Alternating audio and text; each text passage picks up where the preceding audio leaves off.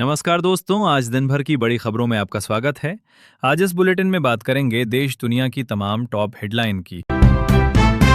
दिल्ली में पाकिस्तानी खुफिया agency ISI के 9 एजेंट गिरफ्तार।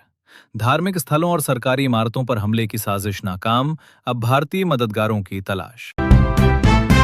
भारत दुनिया की 5वीं सबसे बड़ी digital economy. Germany, France, Japan और कनाडा से आगे। दुनिया के दूसरे सबसे बड़े एआई टैलेंट का हब है।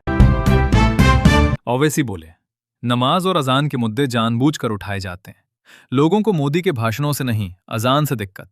सभी धार्मिक जुलूसों पर भी रोक लगे। डोनाल्ड ट्रंप की बेटी जैसलमेर आएंगी। बॉर्डर इलाकों में अलर्ट, पति के साथ चार्टर प्लेन से कल पहुंचेंगी। सोनार किला और पटवों की हवेली देखेंगी।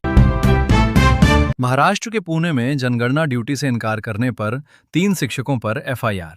आरोप है कि सरकारी निर्देशों के बावजूद तीनों शिक्षक काम से गैर हाजिर रहे। कर्नाटक कांग्रेस विधायक दल ने नया नेता नहीं चुना, सिद्धरमैया ने प्रस्ताव रखा। नेता का चुनाव केंद्रीय नेतृत्व करेगा, इसे सभी ने पारित किया। आर्मी चीफ बोले, भारत ऑपरेशन सिंदूर 2.0 के लिए तैयार, अभी केवल संघर्ष विराम। हमने बेंचमार्क बनाया कि भारत उकसावे पर कैसा जवाब देता है। देश में घरेलू हिंसा दर 29.2% से घटकर 22.3% हुई। महिलाओं में मोटापा 7% बढ़ा, 96.5% घरों तक साफ पानी पहुंचा। Vinesh Phogat Asian games trial में हारी, बोली, पूरे सिस्टम से लड़ी, वापसी करूंगी। बैन के बाद सुप्रीम कोर्ट ने ट्रायल की मंजूरी दी थी।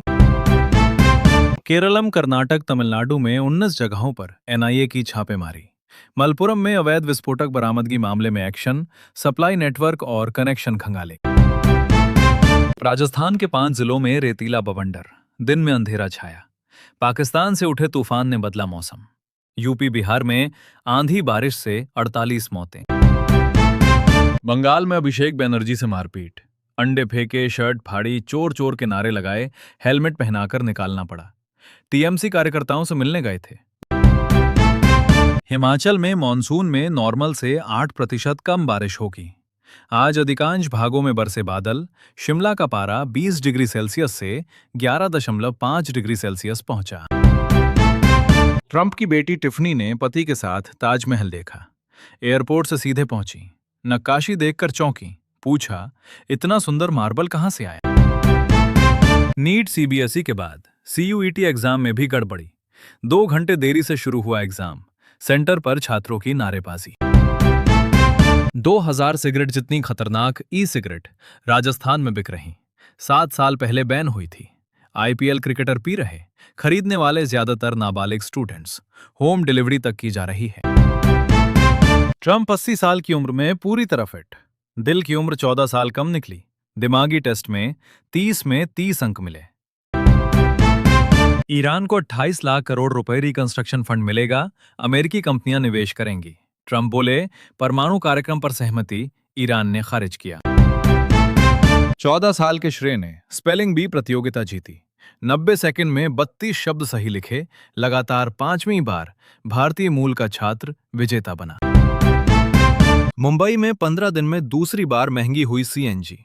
2 रुपए की बढ़ोतरी के साथ दाम 86 रुपए हुए। ऑटो टैक्सी यूनियनों ने की किराया बढ़ाने की मांग। स्पाइस जेट को 125 करोड़ रुपए का टैक्स नोटिस मिला। कई महीनों से रिटर्न फाइल नहीं किया। कंपनी का जीएसटी रजिस्ट्रेशन हो सकता है रद्द। इस हफ्ते सोने चांदी में गिरावट रही। चांदी की कीमत 2650 रुपए कम होकर 2.66 लाख रुपए किलो हुई। सोना 1654 रुपए सस्ता हुआ। नागास्ट्रा के बाद एंटी ड्रोन सिस्टम बना रही भारतीय कंपनी। फाउंडर बोले, ऑपरेशन सिंदूर में इस्तेमाल हुआ नागास्त्र अब ह्यूमनॉइड रोबोट बनाएंगे। -40 डिग्री सेल्सियस में तैनात होगा। आईपीएल फाइनल अहमदाबाद की फ्लाइट 35,000 रुपए तक महंगी। होटलों का किराया 36,000 रुपए तक पहुंचा। बेंगलुरु और गुजरात के बीच मुकाबला। देश की इकोनॉमी 2026 से 27 में 6.9% की दर से बढ़ेगी। आरबीआई की सालाना रिपोर्ट में दावा, वैश्विक संकट के बावजूद भारत की रफ्तार मजबूत रहेगी।